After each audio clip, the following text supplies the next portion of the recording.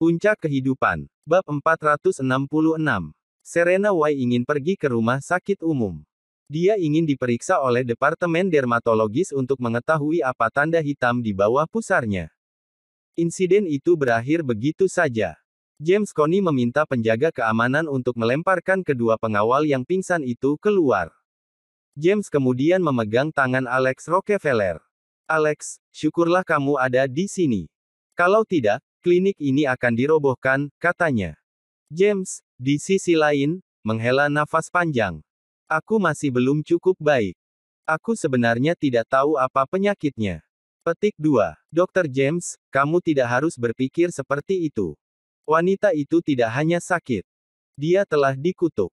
Ada sesuatu yang kotor di tubuhnya, Alex terkekeh. "Hah. Baiklah, jangan bicarakan dia. Ada begitu banyak orang di dunia. Pasti ada beberapa orang aneh yang mencoba mencemarkan nama baik obat tradisional. Orang-orang seperti itu hanya akan mengerti kebenaran setelah mereka mengalami yang terburuk," kata Alex. Alex kemudian meraih tangan Cheryl Coney. "Wajahmu bengkak semua. Akan terlalu memalukan untuk melihat pasien jika seperti ini. Biarkan aku menyembuhkanmu," kata Alex. Cheryl mengangguk. Saat itu, seorang pasien tertawa. "Dr. Coney, itu pasti menantumu, bukan? Dia terlihat sangat berbakat, sopan dan juga pantas. Sungguh luar biasa melihatnya memukuli jalang itu sebelumnya. Dia juga berhasil menjatuhkan kedua pengawal itu secara instan. Benar-benar menakjubkan. Anda seorang seniman bela diri, bukan?" James memandang Alex sebelum berbalik menghadap Cheryl. Dia tidak membantah atau membenarkan spekulasi tersebut. Dia seorang praktisi medis. Keterampilan medisnya bahkan lebih baik daripada milikku. James berteriak. Pasien mulai tertawa. "Dr. Coney, Anda tidak perlu melebih-lebihkannya bahkan jika dia adalah cucu menantu Anda. Bisakah seseorang di California lebih baik dari Anda dalam pengobatan tradisional? Lagi pula, dia masih sangat muda. Apakah kamu tidak percaya padaku? Kalau begitu, Anda benar-benar keliru. Dia bisa tahu penyakit apa yang kamu derita hanya dengan sekali lihat," kata James. Pasien menggelengkan kepalanya berulang kali. "Saya tidak percaya. Dia tidak memiliki penglihatan sinar X." James menatap Alex. "Alex, kenapa kamu tidak menunjukkan kepada pasien ini apa yang kamu punya? Kalau tidak, orang akan berpikir bahwa kita hanya melebih-lebihkan kekuatan obat tradisional. Mereka pikir kami hanya bisa merawat pasien dengan penyakit kronis yang tidak mengancam jiwa." Meskipun Alex menolak untuk setuju pada awalnya, dia yakin dengan apa yang dikatakan James. "Baik." Alex mengangguk. Alex berbalik untuk melihat pasien laki-laki itu sebelum menggelengkan kepalanya. "Kamu kehilangan ginjal." Mata pria itu terbuka lebar. "Bagaimana kamu tahu itu?" "Oh, pasti pacarmu pasti sudah memberitahumu." Dia mengacu pada Cheryl. Cheryl menggelengkan kepalanya. "Masalah Anda hanya dapat diselesaikan secara menyeluruh dengan menanamkan ginjal lain. Jika tidak, Anda tidak bisa berhenti minum obat. Saya akan meresepkan Anda beberapa. Minumlah seminggu sekali, dan Anda akan dapat mempertahankan gaya hidup normal," kata Alex. "Apakah kamu serius? Apakah aku hanya perlu meminumnya seminggu sekali? Apakah kamu tidak memiliki sedikit rasa sakit di punggung bawahmu sekarang? Aku akan melakukan akupuntur untuk Anda. Ini akan segera hilang," kata Alex. Setelah Alex memasukkan jarum ke tubuh pria itu melompat dalam waktu 3 menit. "Ya Tuhan. Punggung bawahku benar-benar tidak sakit lagi. Apakah kamu nyata? Sobat, Anda telah menggunakan obat untuk nyeri punggung bawah Anda selama hampir 10 tahun. Anda telah mengalami rasa sakit setiap hari. Apakah itu benar-benar tidak sakit lagi?" Seorang temannya bertanya. "Itu benar. Benar-benar tidak," pria itu bersikeras. "Astaga. Dokter ajaib. Tolong lihat kondisi saya juga," pinta pasien lain. "Milikmu adalah kasus rematik, kan? Duduk. Saya akan memasukkan 2 jarum ke tubuh Anda. Anda akan baik-baik saja dalam 5 menit," kata Alex. Inilah yang terjadi selanjutnya. "Ya Tuhan. Saya benar-benar bertemu dengan dokter ajaib hari ini. Kaki saya sakit setiap hari. Setelah 2 jarum dimasukkan, mereka benar-benar tidak sakit lagi. Saya bahkan dapat berpartisipasi dalam maraton," seorang lelaki tua menyembur. Bukankah itu luar biasa? Gastroenteritis saya benar-benar hilang setelah dia menyentuh saya sekali, lanjut wanita tua lainnya. Saya juga. Saya sudah mencari pengobatan selama 1,5 tahun, tetapi saya masih tidak bisa hamil. Dokter ajaib menyentuh saya sekali, dan saya benar-benar bisa hamil. Dokter ajaib benar-benar luar biasa, kata seorang wanita muda. Semua orang terdiam. Sementara itu, Serena menjalani CT scan untuk area di bawah pusarnya di rumah sakit umum. Setelah dokter mendapatkan hasil scan, dia melihatnya. Dia sangat terkejut dengan apa yang dia lihat sehingga dia terpeleset dari kursinya. Bab 467. De-asterismen. Apa ini? Dr. Zul, segera. Ayo lihat ini. De-asterismen. Pasti ada yang salah dengan CT scan ini, kan? Dokter yang bertanggung jawab bergegas untuk melihat gambar yang dipindai. Di dalam perut Serena, mereka melihat apa yang tampak seperti wajah buram seseorang. Dokter Zul pun sama terkejutnya saat melihatnya. Perangkatnya pasti bermasalah. Mengapa kita tidak meminta pasien untuk melakukan pemindaian ulang? Serena telah menunggu di luar selama hampir setengah hari. Pada akhirnya, para dokter memintanya untuk melakukan pemindaian ulang. Dia sangat marah sehingga dia mengangkat suaranya. Namun, dia tidak punya pilihan selain mengulang pemindaian. Mereka bahkan mengganti perangkat CT scan. Ketika beberapa dokter lain melihat hasilnya, mereka juga menjerit kaget dan ngeri. Setelah menunggu begitu lama, Serena menjadi sangat tidak sabar. Dia masuk ke dalam dan menuntut penjelasan. Rumah sakit yang buruk apa ini? Anda bahkan tidak dapat melakukan pemindaian dengan benar. Apa gunanya memiliki orang-orang seperti ini? Rumah sakit di negara ini semuanya sampah. Semua dokter di sini juga sampah. Dia marah. Para dokter menjadi sangat marah karena diteriaki sehingga mereka ingin memukulnya. Lihat sendiri, salah satu dari mereka berseru. Ketika Serena melihat CT scan, dia berteriak kaget dan jatuh ke tanah. Panik, dia membuka kancing kemejanya, hanya untuk menemukan bahwa titik hitam di bawah pusarnya telah tumbuh jauh lebih besar. Sebelumnya, itu hanya seukuran koin tembaga. Sekarang, itu sebesar jeruk keprok. Sementara itu, dengan Alex Rockefeller yang merawat pasien di Ganoderma, tidak hanya beberapa praktisi pengobatan tradisional di rumah sakit yang kagum, tetapi beberapa pasien lain di sini yang menerima perawatan juga bertepuk tangan dan bersukacita. Itu karena Alex cepat dan akurat dengan diagnosis dan perawatannya. Lebih penting lagi, banyak penyakit sembuh total hanya dengan beberapa jarum dan setelah 3-5 menit. Bagaimanapun, ini semua adalah penyakit ringan. Alex hanya perlu menggunakan sedikit energi Qi-nya, dan dia bisa segera memperbaikinya. Oleh karena itu, reputasinya tumbuh pesat. Bahkan, beberapa orang mulai memanggil teman dan kerabat mereka yang menderita penyakit tertentu untuk datang ke Ganoderma.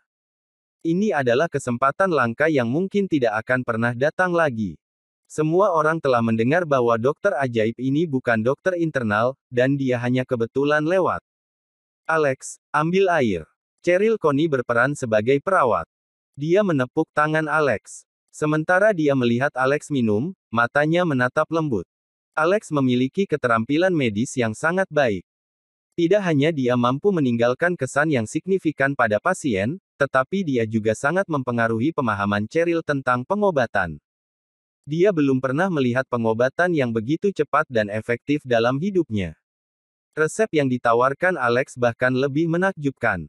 Bahkan James Connie dengar cermat mempelajari semua ini. Faktanya, Alex perlu memberinya petunjuk sebelum dia bisa memahami banyak hal. Alex, ku dengar kau belum menemukan pekerjaan resmi. Mengapa Anda tidak datang dan bekerja untuk Ganoderma? James bertanya. Saya semakin tua, dan saya tidak bisa bekerja sebaik yang saya inginkan. Jika Anda bekerja di sini dan Cheryl mendukung Anda, saya akan dapat pensiun dengan tenang. Saya bisa tinggal di rumah dan menikmati masa pensiun saya. Selain itu, aku harus menyerahkan Ganoderma ke Cheryl cepat atau lambat. Itu akan menjadi milik kalian berdua ketika saatnya tiba, tambah James. Alex tercengang. Apa yang kamu maksud dengan kami berdua? Meskipun Alex agak terpesona oleh pantat besar Cheryl, dia tidak bisa melakukannya pada akhirnya. Tiba-tiba, Lady Beatrice Essex menelepon Alex di teleponnya. Dia mengambilnya dan menyapa. "Alex, cepat kemari. Ibuku dipukul lagi," seru Lady Beatrice. "Apa?" Alex tidak terkejut, tetapi dia malah merasa tidak bisa berkata-kata. Bab 468. Alex Rockefeller tidak tahu apa yang salah dengan ibu mertuanya akhir-akhir ini. Sesekali, dia akan dipukuli. Alex mulai merasa mati rasa. Siapa yang memukulnya kali ini? Alex bertanya melalui telepon. "Ini Paman Anderson," kata Lady Beatrice Essex. Anderson Essex benar-benar pergi dan memukul ibu mertua Alex lagi. "Aku akan segera ke sana," kata Alex. Alex memberi tahu James Coney dan Cheryl Coney bahwa dia harus pergi sebelum dengan cepat menuju ke tempat keluarga Essex. Banyak pasien yang masih mengantri untuk dilihat oleh dokter ajaib itu menyalahkan diri mereka sendiri karena melewatkan kesempatan yang begitu baik. Pada jam ini, lalu lintas di California agak macet. Karenanya, pada saat Alex tiba di tempat tujuannya, dia sudah terlambat 1 jam. Anderson dan yang lainnya sudah lama pergi. Madame Claire Essex duduk di tanah dengan rambut acak-acakan. Ada memar di seluruh wajah dan lengannya. Kedua sisi wajah Lady Beatrice bengkak, dan matanya juga hitam dan biru. Hal-hal lain bahkan lebih kacau di villa. Semuanya telah hancur, termasuk televisi, lemari es, meja kopi. Tidak ada yang tersisa tanpa cedera.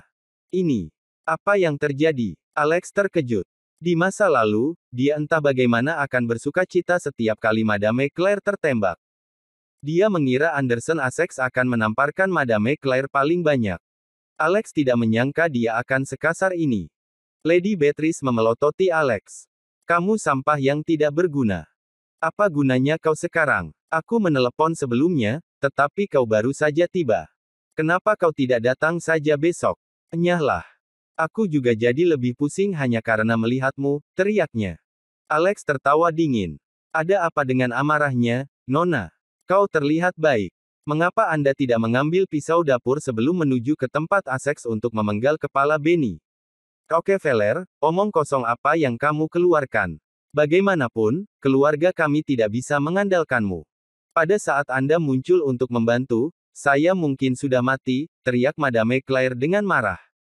Pada saat itu, Lady Dorothy Essex telah kembali. Sebelumnya, dia juga terjebak macet. Ketika dia berjalan melewati pintu, dia tercengang. Alex memamerkan tangannya tanpa daya, juga tidak tahu apa yang terjadi. Hanya ketika Lady Dorothy bertanya, Nyonya Claire mulai menjelaskan. Rupanya, Anderson, Lady Emma Essex, dan 8 pengawal lainnya masuk ke dalam rumah dan mulai merusak barang-barang. Mereka menyatakan bahwa villa ini milik keluarga Essex dan mereka dapat menghancurkan apapun yang mereka inginkan. 8 pengawal menghancurkan semua yang mereka bisa di lantai pertama dan kedua. Ketika Madame Claire dan Lady Beatrice mencoba menghentikan mereka, mereka dipukuli. "Saudari," Lady Emma mengatakan bahwa, kecuali jika Anda mentransfer kontrak South Cali Structures kepada mereka atau menyerahkan 60% dari Dorothy, Alex Constructions, mereka akan secara teratur datang untuk merusak barang-barang. Faktanya, mereka akan memukul kita setiap kali mereka melihat kita, dan mereka menyuruh kita untuk berhati-hati." Lady Beatrice terisak di antara air mata. Memalukan. Setelah mendengar semua ini, Lady Dorothy menjadi sangat marah. Alex buru-buru menenangkannya. "Tenanglah, sayang. Tenang. Jadi bagaimana jika mereka merusak barang-barang? Kami memiliki semua yang kami butuhkan di villa baru. Jangan marah dan menyakiti diri sendiri," Alex menghibur. Saat itu, Lady Beatrice masih memiliki harapan pada Alex. Tapi sekarang, setelah mendengar apa yang dia katakan, dia merasa sangat kecewa. "Rockefeller, bagaimana kamu bisa menjadi pecundang seperti itu? Sekarang, barang-barang seluruh keluarga kami telah hancur. Aku dan ibu saya sama-sama dipukuli. Sementara itu, kamu berbicara begitu santai seolah-olah tidak ada yang terjadi. Apakah kamu bahkan seorang pria? Jika kau memiliki apa yang diperlukan, bantu kami bertarung," kata Lady Beatrice.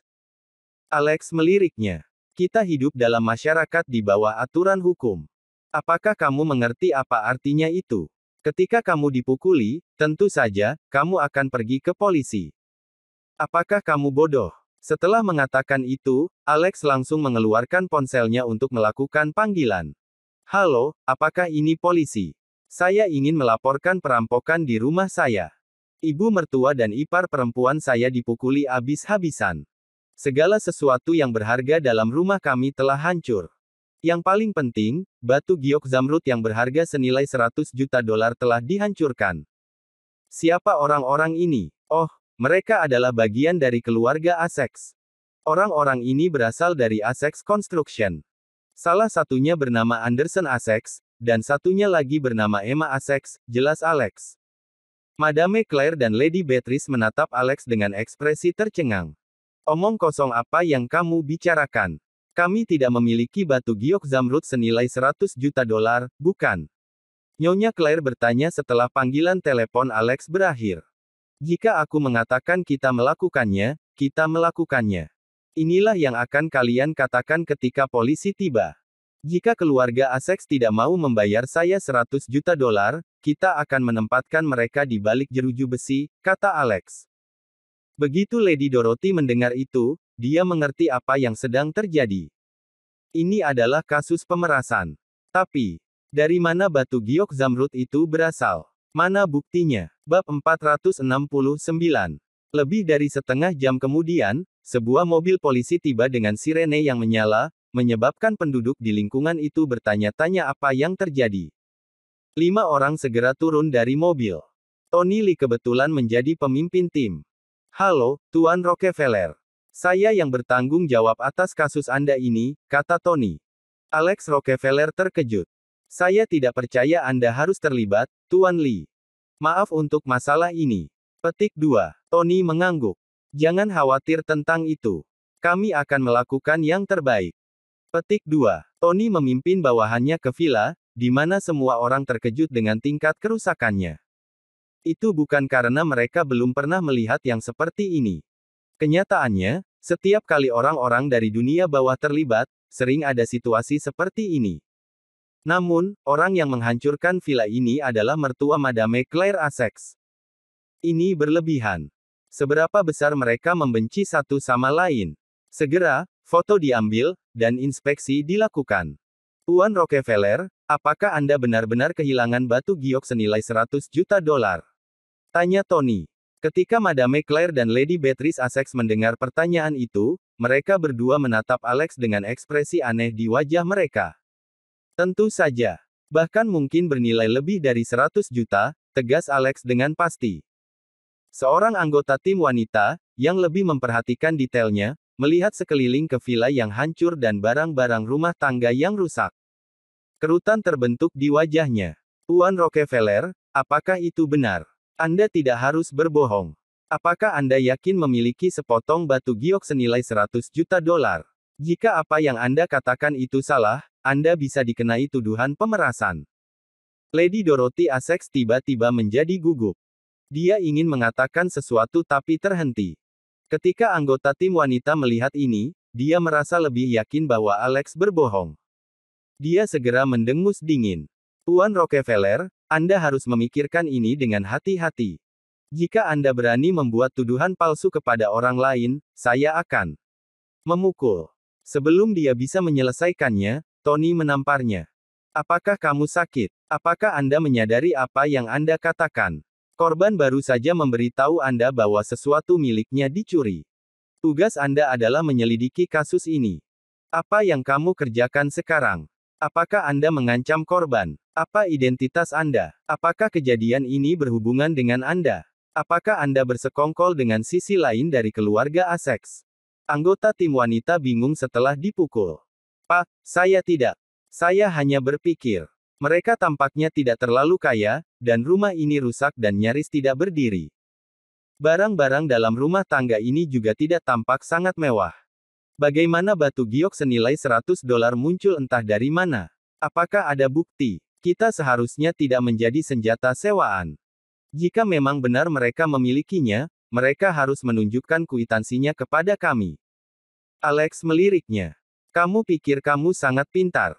Tidak bisakah saya mewarisinya dari leluhur saya? Tidak bisakah itu bernilai lebih dari 100 juta dolar hanya karena diwariskan? Apakah sekarang tidak berharga hanya karena nenek moyang saya tidak meninggalkan tanda terima? Tony mendorong bawahan wanitanya menjauh. Keluar. Teriaknya marah. Bawahan wanita menggertakkan giginya.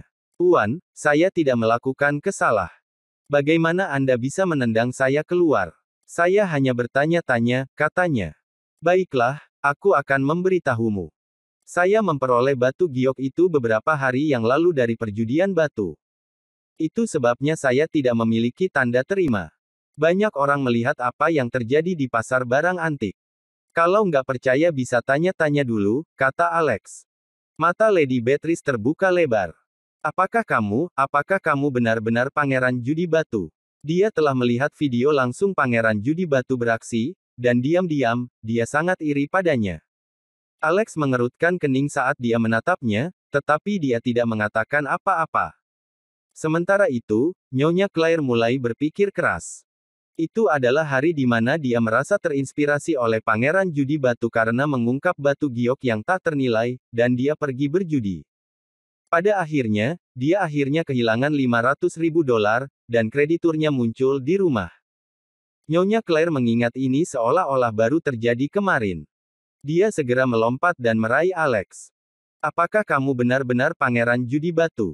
Apakah kamu seorang ahli judi batu? Mengapa kamu tidak memberi tahu aku sebelumnya? Apakah kamu tidak mengungkap 3 potong batu giok berkualitas tinggi? Kemana itu sekarang? Nyonya Claire bertanya. Bukankah itu dicuri? Yah, itu tidak penting. Yang penting adalah memulihkan batu giok itu. Tony pun kaget dengan apa yang dilakukan pangeran judi batu tempo hari. Ini karena istrinya kebetulan ada di sana ketika itu terjadi, dan ketika dia kembali, dia bahkan menggambarkan kejadian itu secara rinci. Ternyata Tuan Rockefeller adalah ahli yang mengungkap batu giok berkualitas tinggi pada waktu itu. Baiklah, saya mengerti. Kami akan segera menuju ke tempat keluarga Essex. Kita harus menangkap penjahat itu sebelum mereka menjual barang curian. Segera, mereka semua bergegas ke tempat keluarga Essex. Alex sedang mengendarai BMW Lady Dorothy, dan ketiga wanita dalam keluarga itu semuanya duduk di dalamnya. Bab 470. Di jalan, Madame Claire Essex sedang berbicara dengan Alex Rockefeller dengan penuh semangat. Alex, aku tidak percaya kamu adalah pangeran judi batu. Kamu telah merahasiakannya. Dengan kemampuan luar biasa seperti itu, kamu pasti sudah memulainya sejak lama. Mengapa Dorothy harus bekerja keras untuk menjalankan sebuah perusahaan? Mengapa kita tidak pergi berjudi batu nanti? Kita akan mendapatkan banyak uang.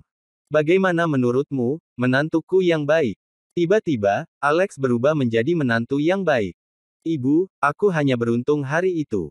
Apakah kamu benar-benar berpikir aku ahli judi batu?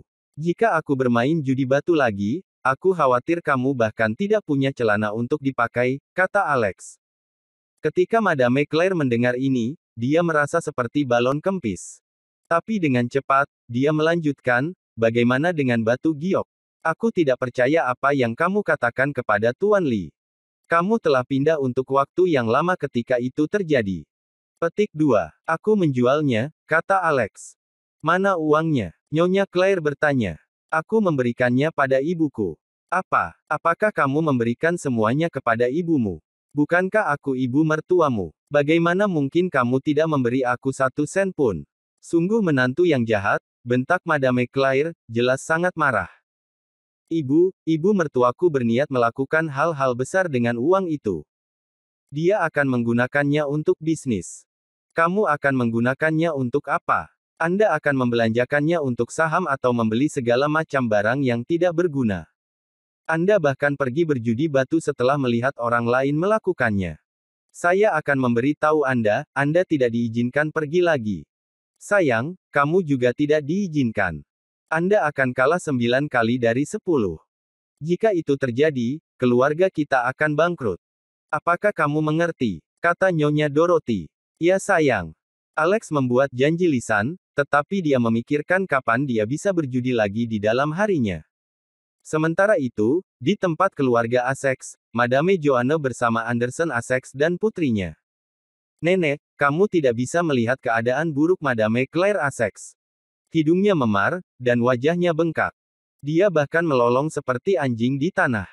Rasanya luar biasa. Selain itu, kami menghancurkan semua yang ada di rumahnya. Haha. Saya ingin melihat kemana lagi mereka bisa pindah, Lady Emma Essex menyembur dengan antusias.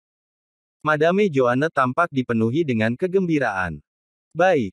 Kita perlu memberi pelajaran kepada para pelacur ini.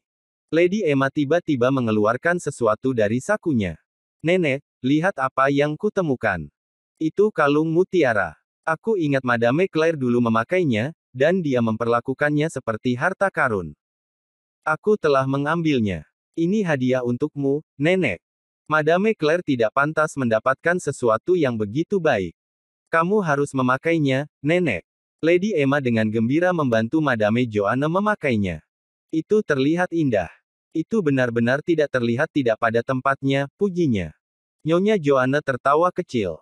Cucuku sayang, kamu yang terbaik. Tetapi pada saat itu, Tony Lee menyerbu ke dalam rumah dengan sekelompok bawahan berseragam. Tony melambaikan tangannya. Tangkap mereka semua, dia berkata. Nyonya Joanna terkejut. Ini kamu, Tuan Lee. Apa yang kalian lakukan di sini?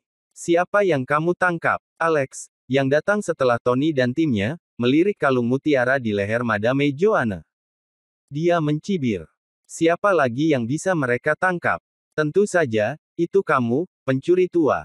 Aku telah belajar sesuatu yang baru hari ini. Mungkinkah semua kekayaan kalian adalah hasil dari pencurian? Apakah enak memakai halung orang lain? Baik. Itu bukan perhiasan yang akan kamu pakai sekarang, melainkan sepasang borgol, kata Alex. Tony memberi perintah, dan bawahannya segera menundukkan ketiga anggota keluarga Essex.